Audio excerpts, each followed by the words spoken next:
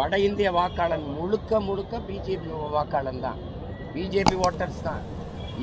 இந்த கோவை தெற்குல அம்மா வானதி சீனிவாசன் வென்றது 20,000 வாக்கு வித்தியாசத்தில். இந்த 20,000ம் வட இந்திய வாக்கு தான். வட இந்தியாவில் இருக்கிற பிஜேபியினுடைய பெரிய தலைவர்கள்லாம் அங்கே வாக்கு சேகரித்தது உங்களுக்கு தெரியும். மார்வாடிகள் வாழ்கிற அந்த ஜவஹர்பேட்டையில் தமிழர்களுக்கு இடமே அது தனி தீவாக இருக்குது, தீவாக குடியேறி இருக்கும். நீங்கள் இப்போ ஈரோடு பெருந்துறையெல்லாம் நம்மளுடைய தொகுதியே இல்லை, மாறிட்டது. நீங்கள் ஒரே நாடு ஒரே ரேஷன் கார்டுங்கிறது திட்டமே அதுக்கு தான். அவன் கொண்டு வந்தாங்க, சரி உழைக்கிறான், வேலை செய்கிறான், சரி குடும்ப அட்டை கொடுத்தா சாப்பிட்டு போகணும். தேர்தல்னா வாக்கு போய் அவன் மண்ணில் செலுத்திட்டு வரணும். நீ இங்கே கொடுத்துட்டீங்கன்னா அவ்வளோதான் முடிஞ்சுது. இந்த ஒரு நிலம்தான் இருக்குது, இமய வர இருந்து குறுகி கொண்டாந்து இந்த காலடியில் நிறுத்தி வச்சுருக்க. இப்போ இந்த நிலத்தை அதிகாரம் போச்சு. ஏற்கனவே கடத்தர்கள் எல்லாம் இந்தி, எல்லா இடங்களையும் இந்தி. ஏன்னா இந்திக்காரன் வர்றாங்க, மருத்துவமனைக்கு போனால் இந்தியில் எழுதியிருக்குது. ஏன்னா இந்திக்காரன் தான் இங்கே இந்திக்காரன் வரான், அவனுக்கு வசதிக்குன்னு இருக்கிறான். அப்போ இந்தி பேசக்கூடிய இன்னொரு மாநிலமாக இது மாறாதுன்னு என்ன உறுதி இருக்கு? இந்த பிரச்சனையை தமிழக அரசு என்ன செய்யணும் எதிர்பார்க்குறீங்க? என்ன முதல்ல இருந்து சொன்னேன், அந்த இன்னர் லைன் பெர்மிட் உள்நுழைவு அனுமதி எடுத்துக்கிறணும். அவன் யார் கூட்டிகிட்டு வர்றது, என்ன வேலைக்கு வரான், அவனை கூட்டி வந்த முகவரி யார், எங்கே தங்குவான். ஏன்னா அவனால் எத்தனை பெண்கள் பாலியல் வன்புணர்வுக்கு ஆளாக்கப்பட்டு கொலை செய்யப்படுறாங்க, எவ்வளவு திருடி ஏடிஎம்ல திருடிட்டு ஓடனான்ல, அவனை பிடிச்சிங்களா? எதுவுமே கண்டுபிடிக்க முடியாது. அவன் எங்கே தங்கியிருக்கான், எந்த பதிவுமே இல்லை. தமிழ்நாட்டை சேர்ந்தவர்கள் 10,000 ரூபாய்க்கு சம்பளத்துக்கு கீழே யாரும் வேலைக்கு வர்றதில்லை. இப்போ வட மாநிலத்தில் பார்த்தீங்கன்னா 10,000 ரூபாய்க்கு கீழே வர்றாங்க. இப்போ இதனால் அவங்க வெளியேற்றுன்ற பட்சத்தில் நமக்கு பாதிப்பு ஏற்பட வாய்ப்பு இல்லை. நீ நுட்பமாக எங்களை உழைப்பிலிருந்து வெளியேற்றினீங்க. சோம்பி இருக்க சொல்லி 100 நாள் வேலை அப்படின்னு எங்களை உழைப்பிலிருந்து வெளியேற்றினீங்க. இது நீண்ட பெரிய வரலாற்று கதை. இது எங்களை வழிபாட்டிலிருந்து வெளியேற்றி, எங்களை உழைப்பிலிருந்து வெளியேற்றி, மொழியிலிருந்து வெளியேற்றி, சிறுக வெளியேற்றி, உழைப்பிலிருந்து வெளியேறிட்டா இனி அடுத்து இந்த உழைப்பின் தேவை அப்படியே இருக்குது. இந்த தேவையை வட இந்திய நிறைவு செய்யும் போது இவன் தவிர்க்க முடியாத ஆளாக மாறிடுவான். இப்போ 500 ரூபாய்க்கு வேலை செய்கிறான், 5000 சொன்னான்னா என்ன பண்ணுவீங்க? தவிர்க்க முடியாத தேவையாகிவிட்ட பிறகு அவன் சொல்கிறதான் கட்டணும், அவன் சொல்கிறதான் கூலி. அப்போ நீங்கள் வழியே இல்லாமல் போயிடுவான். இன்றைக்கி முதலாளி கூலியாக என்கிட்ட இருக்கிறவன் 5 ஆண்டுகளில் முதலாளியாக மாறிடுவான், நான் கூலியாக ஆயிடுவேன். இதுதான் உலகங்க இருக்கிற வரலாறு. அரசு நம்ம பிள்ளைகளினுடைய திறன் மேம்பாட்டு பயிற்சி கொடுத்து அவர்களுக்கு இந்த மது பழக்கங்களை ஒழிக்கணும். முதல்ல அவன் என்ன எல்லாரும் சொல்கிறாங்க, தினம் காசு கொடுத்துறான் 1000 3 நாளைக்கு வர்றான், அந்த 3000 வச்சுக்கிட்டு 4 நாளைக்கு குடிச்சிட்டு படுத்துக்கிறான். அப்போ வேலைக்கு வர மாட்டேங்கிறான். அப்போ நான் என்னோட அரசுன்னா நான் என்ன செய்வேன்? நீங்கள் ஒரு 200 பேர் கேளுங்க, ஆன்லைன் இத்தனை பேர், 200 பேர், இத்தனை பேர், எங்கள் படித்தவங்க படிக்காதவர்கள் கேட்டிங்கன்னா என்கிட்ட பதிவு இருக்கும், உங்களுக்கு அனுப்பிடுவேன். மாத சம்பளத்தை என்கிட்ட கொடுத்துட்டிங்கன்னா நான் கொடுத்துருவேன். இல்லை நீங்களே கொடுத்துட்டு எனக்கு கையெழுத்து வாங்கினா அப்படி தான் பண்ணணும். கேரளா அப்படி தானே பண்ணுது. நீங்கள் அந்த மாதிரி செய்கிறதில்ல. நீங்கள் அவனை வலுக்கட்டாயம் ஒரு நாளைக்கு தொடர் வண்டியில் 2000 3000 4000 இறங்கிட்டே இருக்கான். திடீர்னு சவுகார்பேட்டையில் 2000 3000 பேர் இறங்கி பேரணியாக போனான். யார்கிட்ட அனுமதி வாங்கினா, எதுக்காக போனால், நாங்கள் இவ்வளோ பேர் இருக்குன்னு வெறும் இளைஞர்களாக நடந்தான். அடிக்கிறான்ல, திருப்பூரில் அடிக்கிறான்ல. திருப்பூர் ஈரோட்டில் இருக்கிற தொழிற்சாலை, தமிழனுடைய தொழிற்சாலையில் தமிழர்களுக்கு வேலை கொடுக்காதீங்கன்னு போராடுறான் அவன். இந்த கொடுமை எங்கேயாவது நடக்குமா பார்த்துக்கணும்.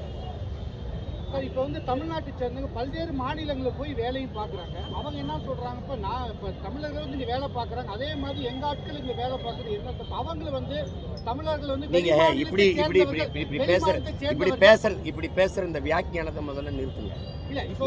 நாங்கள் வேலை செய்கிறோம்னா இப்படியா? 5000 வீடு டெல்லியில் இருந்த வீடை இடித்தா, ஹரியானாவில் 5000 குடிகளை அப்புறப்படுத்தினா இந்த மாதிரியா நடக்குது? நாங்கள் அங்கொன்று இங்கொன்றுமா வாழுவோம். நீங்கள் மொத்தமாக இந்த 15 ஆண்டுகள் பிஜேபி அரியணைக்கு ஆட்சிக்கு வந்ததுலேருந்து மொத்தமாக சார இறக்குறீங்க. நீ இந்திய தானடா எதிர்த்த? நான் இந்திக்காரனே இந்தியை திணிக்கிறோம், எதுக்குற? இந்திக்காரனே திணிக்கிறோம். இப்போ தவிர்க்கவே முடியாது. அவனோட பேசுறதுக்கு எங்காலு அவன் இவன்கிட்ட வேலை செய்கிறான். அவன்கிட்ட காடிகராக பாணிகரே சல்தி ஆரோன்னு இவன் பேசிக்கிறான். ஏன் நீங்கள் வேலை செய்யும்போதும் தமிழ் கற்றுக்கிட்டு வர மாட்டானா? தமிழன் காசு வேணும், தமிழ் வேணாமா? எதிர்காலத்தில் இது எதை நோக்கி போகும்னு நினைக்கிறேன். அவ்வளோதான். இந்த ஒரு நிலத்தையும் விட்டுட்டு ஈழத்தில் அடித்து எங்களை விரட்டினா, அண்டி ஒண்டி பிழைக்க வந்த சிங்களன் நாடை தனதாக்கி கொள்ள எங்களை அடித்து விரட்டினா, நாங்கள் அகதியாக வந்தாலும் நிற்க ஒரு இடம் இருந்துச்சு. இங்கிருந்து அடித்து விரட்டினா எங்கே போவோம்னு நீங்களே வீட்டில் போய் யோசிச்சு பாருங்க. விரட்டுவான். நான் என் தாய் மீது, என் தமிழ் மீது, என் தலைவன் மீது ஆணையிட்டு சொல்கிறேன், உறுதியாக விரட்டுவான். நீ எங்கேயும் போக முடியாது, சாவதை தவிர உனக்கு வழி கிடையாது. அடித்து விரட்டுவான். இப்போ என்னை முதலமைச்சராக்கிட்டே எந்த வழியை வந்தானோ அந்த வழியே போவான். எனக்கு இங்கே வேலைக்கு ஆள் நான் கொடுத்துருவேன். என் பிள்ளைகளுக்கு நான் கொடுத்துருவேன். உனக்கு எத்தனை ஃபேக்ட்ரி, என்ன தொழிற்சாலை, என்ன நெல் இருக்க ஆள் வேணுமா, இல்லை கரும்பு வெட்ட ஆள் வேணுமா, வாழைத்தார் வெட்ட ஆள் வேணுமா? நான் பதிவு பண்ணி வச்சு பஞ்சாயத்து போர்டு பிரசிடெண்ட்லாம் இருக்கிறாங்கல்ல, இங்கே இருக்காங்கல்ல, அவங்களுக்கு வேலை என்ன? ஒரு அலுவலகம் எத்தனை பேர் எல்லாம் 100 நாள் வேலை பதிவு பண்ணி வச்சுக்க. அரசு 100 நாள் வேலை திட்டத்துக்கு 300 ரூபா கொடுக்குதா, முதலாளி இவர் 500 ரூபா கொடுக்குறாரா, சேர்த்து 800 ரூபாயை என் மக்கள்கிட்ட கொடுத்துருவான். இந்த பட்டியல் வெளியேற்றம் பற்றி பட்டியல் வெளியேற்றம்ங்கிறது பன்னெடுங்காலமாக என் மக்கள்கிட்ட இருக்கிற ஒரு கோரிக்கை. அதில் தேவேந்திர குல வேளாளர்களை இந்த பட்டியல் பிரிவிலிருந்து வெளியேற்றுங்கிறத இந்த கூட்டத்தில் நாங்கள் சொல்கிறோம். இந்த பட்டியல் வெளியேற்றம்ங்கிறது அதை பழந்தமிழர் விடுதலையாக தான் நீங்கள் பார்க்கணும். உங்ககிட்ட ஒரு கேள்வியை நான் சொல்கிறேன். தமிழ் பேரினத்தில் ஒரு தமிழ் குடி தாழ்ந்தது என்று சொல்வதை அது எப்படி இருக்கிறது? அங்கே தமிழன் தாழ்த்தப்படுகிறான் போது தமிழ் தாழ்த்தப்படுகிறது. இந்த பட்டியலில் இருந்து பட்டியல் பிரிவில் இருக்கிறதுனால, பட்டியல் சமூகமாக நான் இருக்கிறதுனால எனக்கு சலுகை, அதை நான் வெறுக்கிறேன். எனக்கு வேண்டியது சலுகை அல்ல, எனக்கு வேண்டியது உரிமைன்னு இது கொடுத்தன கடிதங்கள். இந்த பாருங்க, மத்திய அரசு 3 முறை பட்டியலிருந்து வெளியேற்றுன்னு சொல்லுது. இந்த ஆர்டர் உத்தரவு பாருங்க, வந்திருக்கு பாருங்க, தேவேந்திரரை வெளியேற்றுன்னு இந்த பாருங்க. ஆனா இதை மாநில அரசு செய்யல. என்னை வெளியேற்றதுல உனக்கு என்ன இடையூறுன்னு சொல்லுங்க. எனக்கு 18 விழுக்காடு வச்சிருந்த இடஒதுக்கீடு, இடப்பகிர்வில் அதில் 3 எடுத்து அருந்ததியர் கொடுத்துட்டேன். 15 இருக்கு. 15ல் எனக்கு எவ்வளோ வருது? 7.5 அல்லது 8. அந்த 8 தூக்கி பிசியிலோ எம்பிசியிலோ வச்சுட்டீங்கன்னா நான் பாட்டுக்கு இருப்பேன், எனக்கு உள்ளதை பயன்படுத்திக்கிட்டு இருப்பேன். யாருக்கும் எந்த இடையூறும் இல்லை. என்னை பேக்வேர்டாக்கு அல்லது மோஸ்ட் பேக்வேர்டாக்கு ஏதோ ஒரு இடத்துல வச்சு கொடு. இந்த பட்டியலிருந்து தூக்கு, என்னை தாழ்த்தப்பட்டவன் எஸ்சி அப்படிங்கிற பிரிவிலிருந்து என்னை தூக்குங்கிறோம். இதில் என்ன உனக்கு கஷ்டம்? எங்களுக்கு 18 விழுக்காட்டில் 3 விழுக்காடை எடுத்து அருந்ததிய சொந்தங்களுக்கு நீங்கள் கொடுத்துட்டீங்க. அவன் கொடுத்தது. ஆனால் நீங்கள் கொடுக்கும்போது என்ன பண்ணியிருக்கணும்? பொதுவில் இருந்தால் வாங்கிட்டு வந்து கொடுத்துருக்கணும். இப்போ 10 விழுக்காடு பொருளாதாரத்தில் பின்தங்கியவை, எக்கனாமிக்கலி பேக்வேர்டு, அவனுக்கு எப்படி கொடுத்தீங்க? எங்கேருந்து கொடுத்தீங்க?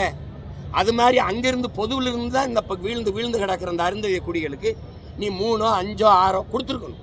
நீ அதை விட்டு எனக்கிட்ட இருந்து அதிகாரமற்ற எளிய மக்கள் எங்ககிட்ட இருந்து நீ 3 எடுத்து டக்குன்னு கொடுத்துட்ட. ஏன்னா எனக்கு கேட்க நாதி இல்லை. இதே பிசி எம்பிசியில் இருந்து அந்த இடத்துல இருந்து எடுத்து கொடுத்துருக்க முடியுமான்னு பாரு. கொடுத்துருக்க முடியுமா உங்களால்? அப்போ நீ பொதுவில் இருந்து கொடுத்துருந்தா பேச்சே கிடையாது. ஒரு பல்கலைக்கழகத்தில் 5 பேராசிரியர் வேலைன்னா எஸ்சிஏ 4 போயிடுது முன்னுரிமையில். கடைசியாக 1 இருக்கு. அது தேவேந்திரன் எனக்கா பறையன் எனக்கா? சொல்லுங்க, நீங்க சொல்லுங்க.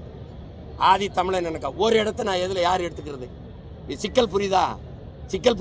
அதனால தான் இந்த உள்ஒதுக்கீட்டில் முன்னுரிமைங்கிறது சிக்கலாக இருக்குது. அந்த சரத்தை நோய்க்கணும்.